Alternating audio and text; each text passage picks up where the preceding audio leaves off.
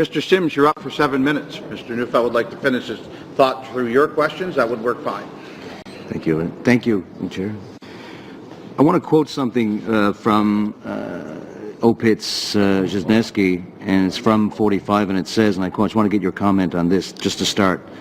The goal of accessibility can only be achieved if we are prepared to accept some degree of uncertainty that all who voted were entitled to do so. And citing all the regularities that you found in 2011, do you think that's a fitting way or to look at how what they've done here is far too egregious against the average voter who deserves accessibility? Well, as I mentioned in my opening remarks, this is a fundamental right. The franchise is an absolutely fundamental right that's guaranteed in the Universal Declaration of Human Rights, in treaties that Canada is a signatory to, and in the Charter. There's this balance between the integrity of the process and the accessibility of the ballot. And there's a tension there, but what I find is that there's no improvement as a result of Bill C-23's elimination of vouching and elimination of the voter information card as a form of address ID. There's nothing in that that improves integrity. But what it does is it very seriously and negatively affects accessibility, and I would say disfranchises voters. And we're talking about an incredibly large amount of people that would be disenfranchised by throwing out the entire system of vouching. And possibly even a larger number if the voter information card is no longer allowed in any form as ID. Right, and at no point in the report do you link vouching with fraudulent voting? Not at all. Okay. Let me ask you this, because you point out to the question of addresses. And many of the IDs cited by the minister, such as the most basic of ID, which is a problem I have in rural areas. People who live in seniors' homes, for example. I know of one particular senior in my riding. She lives in a home, and the only way that she was enfranchised or able to vote was because of her voter identification card. Now, the minister cites health cards in our province. There is no address on that card. All of the ID that he cites, well over 30, the very basic of ID, with the exception, of course, of a driver's license, which this woman does not have, disenfranchises her, and now, for the first time since Confederation, in Newfoundland and Labrador, she cannot vote, period. They talked about bracelets. I have yet to see a bracelet with an address.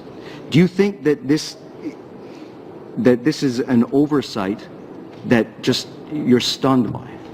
The fact that they would say that all this ID can be used when in fact the disenfranchised voters such as First Nations students and rural areas cannot vote because of the address. And now the one thing they had is eliminated. Address ID is a real problem in this whole equation. And I don't know of a single other piece of federal documentation that is widely accessible to eligible voters that could be used to prove address. We're moving more and more into an electronic society where Canada Post is promoting e-post and exactly. electronic delivery of mail.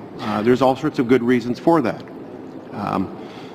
But it presents a problem that people have ID, but they have problems proving their address of residence. Exactly. In some cases, driver's licenses have post office box numbers on them. And everybody knows you don't live in a post office box. That's not adequate to prove what your residential address is. And so they're challenged that they have to have another piece of ID. And I've seen this where they're very frustrated. If they were, a regular voter and they weren't allowed in the last election to use their voter information card as address ID, they're scrambling around, emptying their wallet, trying to figure out, how am I going to get a ballot? My driver's license, which I thought was going to be enough, isn't working because it's got a post office box on it. So speaking of scrambling around, the minister keeps extorting a lot of these facts within C-23 and they're quoting you, partially quoting you, Like, for example, we're witnessing here today. I don't know what province, I believe there were 4 provinces that were cited earlier, but I do know, and I've seen this, where vouching does take place in Newfoundland and Labrador. Oh, okay.